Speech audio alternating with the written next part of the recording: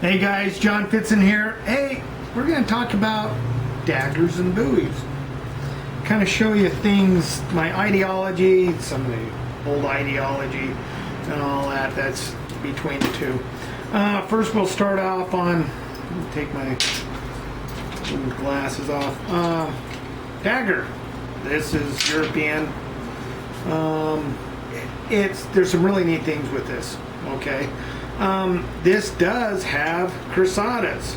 This was actually to be used with a rapier, and basically the way this really was is they would use the rapier blocking, getting in close, and then they'd just stab, stab, stab, stab, stab. just like meat tenderizer, you know. The dagger has its place. It's more of a stabbing weapon. If you notice, it doesn't have a lot of power on cutting. It will cut, but this, you wouldn't be able to take a man's arm off with it. But it has its place. So you're using the long sword, the rapier, getting in close, trapping him and all that, and you're just using this like as a coup de grace type thing. It's really nice and it's fast, and it'll go between the ribs really easy and all that stuff. But that's the European, and this is Scottish dirk. I like this one. Is actually from India, no, Pakistan, and it's actually good steel. It's forged, all that, but dagger, dirk, basically the same thing. It has a back cut to it. You know, this is more like a, what do you call it, bayonet style.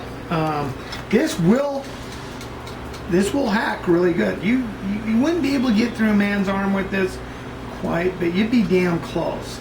But it's a traditional Scottish dagger, and really cool. I like this. And then we're going to go up into the Bowies. Well, I'll show you on this too. This is a little stiletto, cold steel tie light. Really like it. I'll put this down in my boot sometimes.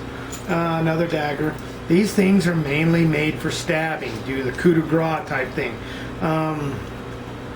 If I'm going into battle, I'd probably have one of these maybe down on my boot or something like that. But my main blade would be a Bowie all the time, and I'll show you why. And so that's that. So now we're going to go up into the Bowies. Here's one that Sam, I just did for him. This is more of a San Francisco type Bowie, and I did the back cut on it. And it's a nice blade, really nice blade. This is Kissing Crane.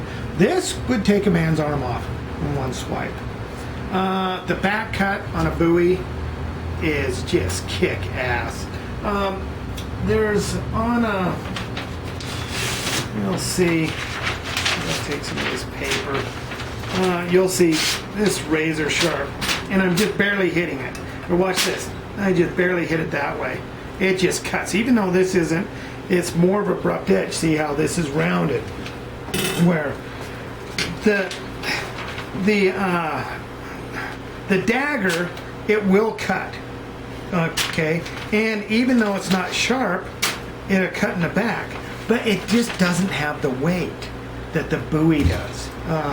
So, you know, this same thing it will do, but you'll see it's more rounded. It doesn't, but coming through here, you'll see it cuts more. And that one, they're both about the same. You know, I bet you I could get that cut up in the front if I go more of an angle.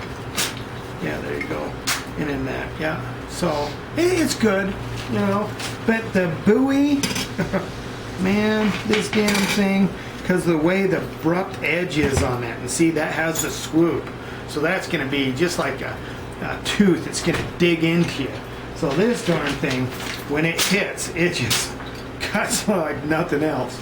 And this has enough weight, this will just take a man's arm off. Just boom. If you watched me and Sam Osborne were cutting, he was cutting with the katana, this thing went through it just like it was nothing, didn't it? Yeah. That was ridiculous. Yeah. So, but it's because of the big back spine, the way they used to fight with it. I've showed you guys numerous times that hold it upside down, use this as a blocking, use this as their main cutting edge, and they can grab a knife. And But you know what I like? I don't know. The reason why I like this better than a dagger is because this will do all of that, but you could actually use it for something else besides. You know, like if you were, you know, if you're out in the woods, you can't. Obviously, you can kill somebody with this, but you can't take down a tree limb or nothing like that. You can't do it. Like it's pretty much, you know, it's single purpose. Well, whereas that. And show them that tip on that. Look at these two tips. This is a correct Bowie tip. And this, if you look, my God, man, it's like a dagger. But believe it or not, it's a little bit stronger, even though it doesn't look like it, because there's more meat up and through this little area right through here. And the French Foreign Legion did a pressure test, 6-layer bulletproof vest, the Bowie with the correct tip one every time. Even though this right here, this knife is a wider thing. God, it's just pointy, sharp. But I mean, when you think about track through things. Practically speaking, though, I mean, everybody said, you know, the long and short suit of a dagger is stabbing, right? Yeah. Mm-hmm. But you can't tell me that if you stab hard with anything sharp, it's not going to go. It's going to go through. You know, it's like apple. You know, same, pretty much. Yeah. You know, like with this, this will go through a guy. But you can't tell me if I stab like this, you know, with that, or if I take this, it's still gonna stick a guy like it's gonna go through. This, if you look, that just screams like no pressure at all. But you know, even this, I mean, you look at this big spot that I did the serrations, I did back cut on it, which Sam likes. But what would you rather have in a fight if you were really going for it? I mean, shit, I can hack through a tree limb with this. And I don't know. I don't think I would. That's your style knife. That one just doesn't. It's just too big. Like I don't know if I had never seen one in real life before today. Yeah. That thing. Look, and I have giant hands. I'm 6 foot. It's a two-handed. I mean, it's. You know what? The way it just looks kind of ridiculous. It looks like Paul Bunyan. You know what? Like, you bring it out and it just goes. And this is the thing. Guys ask me, he said, John, how many fights you been in knives? Dude, it's came so close, and I've done a lot of practice stuff where we're training and different stuff like that. And you're using a blade that doesn't have an edge on it, it's just rounded off and all that. So there's stuff. You still leave marks, and you can even tell Maximilian. You get hit with a blunt edge like one of these. I mean, it's gonna hurt. With my fetish foot, yeah. So I've been stabbed a few times and got quite a few scars. So yeah, and just but. I'll tell you, this thing, you bring this damn thing out, it stops the shit right there. They just I mean, I wouldn't mess with it, but and that's half the deal. I would never carry this, never in my life. It's half the deal is intimidation. Oh yeah. When you bring out, you know, that's why. No, I wouldn't.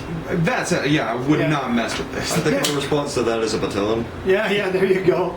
That's good too. But the thing is, you know, one of the reasons why, then when I got into it, like we were at I was highest paid bouncer in Utah for years, and my bartender was upstairs, and this Indian guy, another Indian story, came in, and I said, I wasn't in the mood for him at the time. I said, dude, you can't even come in here. We're not even open yet.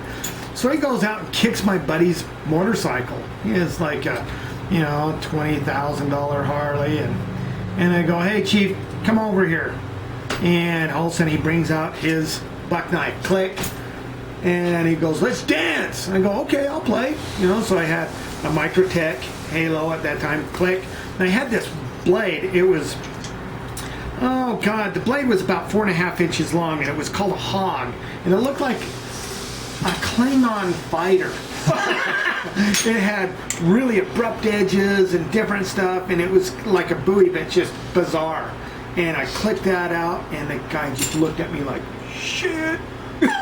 And then I'd look at him and go, you're a poser, and I'd start backing off. And he'd start coming out at me again. There was a point, I was so close to him, I thought, I'm going to end this. I'm tired of this. I'm going to take him.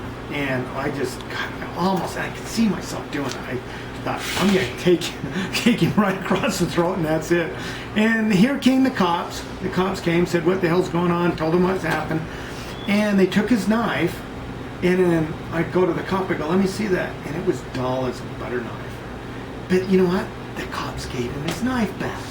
I'm down there going, are you serious?